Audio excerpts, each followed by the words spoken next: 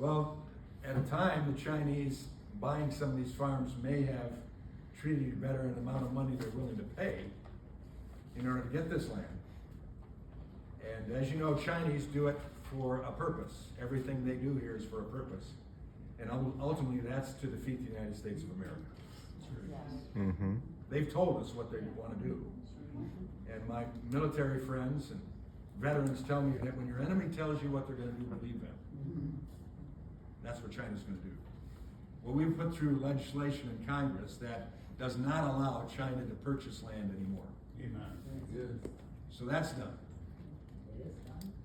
But how we help farmers that have been in the business of farming, which is quite a business. I met with Farm Bureau last night, and I said, you know, as I've told you all along, you have to be the most optimistic people in the world to do the job you do, but you're also the most pessimistic people in the world, because you deal with so much change, not simply the weather and Mother Nature, as it were, but government, bureaucracy, regulation, tariffs and trade agreements and all of the rest that go on, and yet you still come back.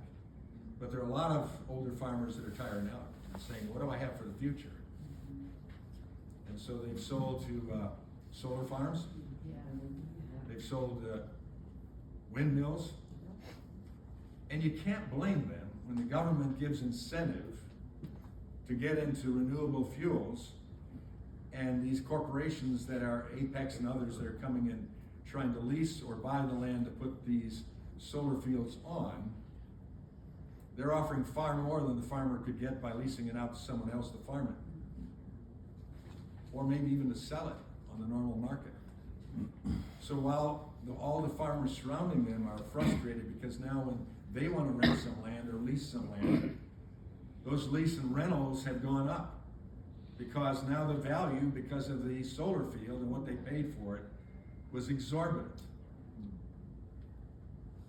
We've seen not only the federal government, which has now done away with the mandate on producing wind, solar, renewable fuels, but also requiring us to drive certain vehicles, EV vehicles, by 2030, 2040, whatever. We've done away with that, thanks to the Trump administration.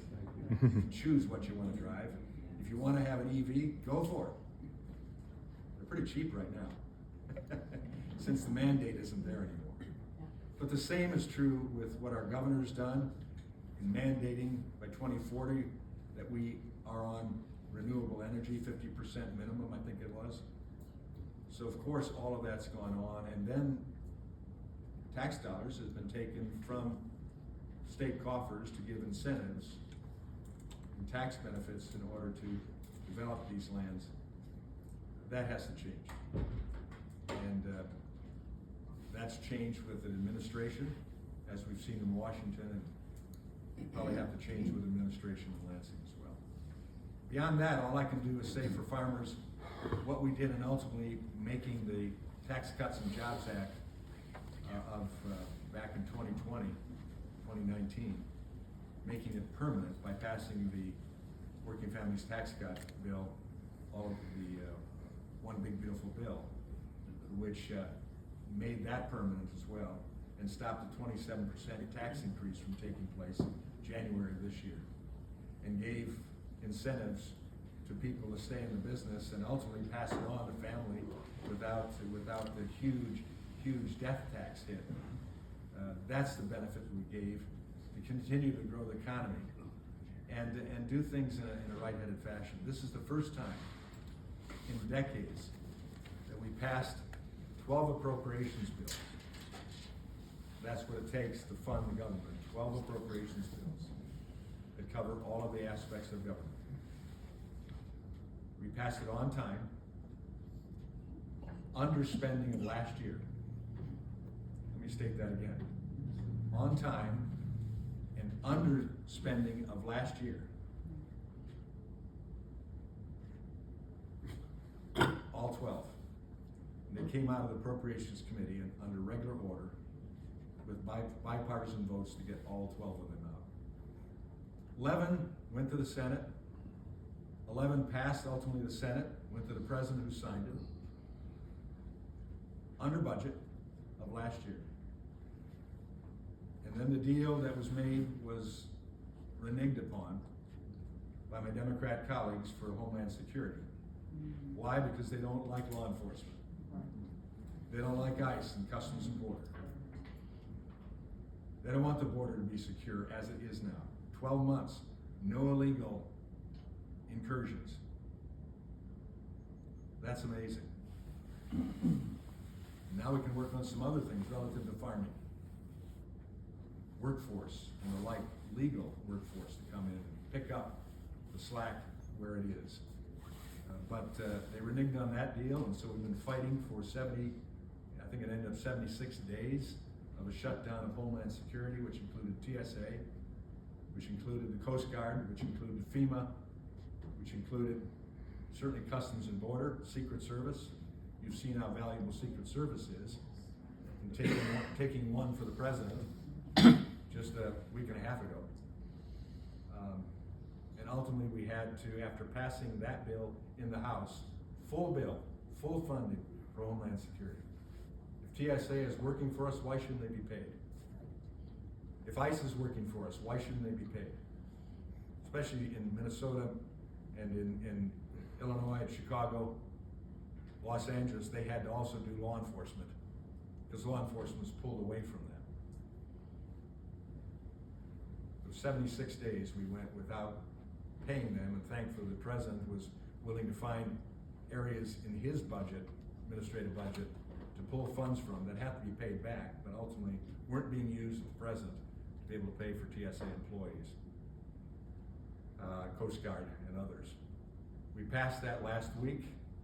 When we come back, there'll be a reconciliation 2.0 bill coming from the Senate that will pay ICE and Customs and Borders as well.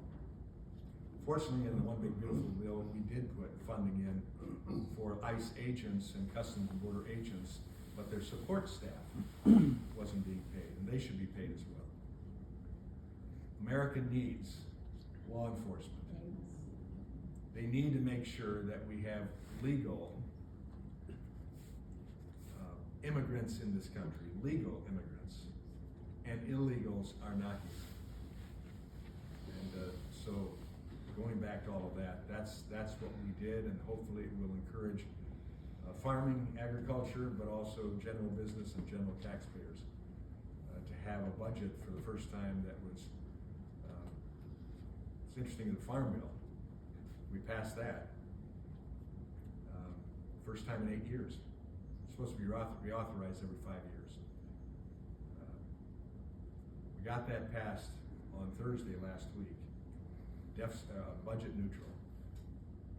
How do we make it budget neutral? Well, one, we passed a good significant portion of the actual agricultural portion of the budget, the Farm Bill. And I'll remind some of you, the Farm Bill is called the Farm Bill, but only 20% of the Farm Bill is agriculture. The rest of it is WIC, SNAP, food assistance programs, welfare programs. And it's put that way for a reason, to force farm state legislators to support the welfare programs as well if you're going to get your Farm Bill passed. But we had a $200 billion savings from right-sizing the SNAP program, taking people who were illegally on SNAP, some who were driving Mercedes and Lamborghinis and had multiple SNAP cards through fraud. Can you give an example of that? Through fraud. $200 billion of savings. They got the Social Security numbers, they used them, and sadly, the bureaucracy in government, Democrat and Republican administrations, didn't catch it until this time because of all the effort we're doing on trying to weed out fraud in every area of our funding system. And again, that's come over just kind of letting things go, allowing government to get so big that it was easy to let things go and say, well, a bureaucrat will handle that. Well, they were missing it at the very least. And that's the type of savings we're finding by weeding it out. Let's go to the next question. Earl from Jackson had a lot of questions, and I think we'll get to most of them.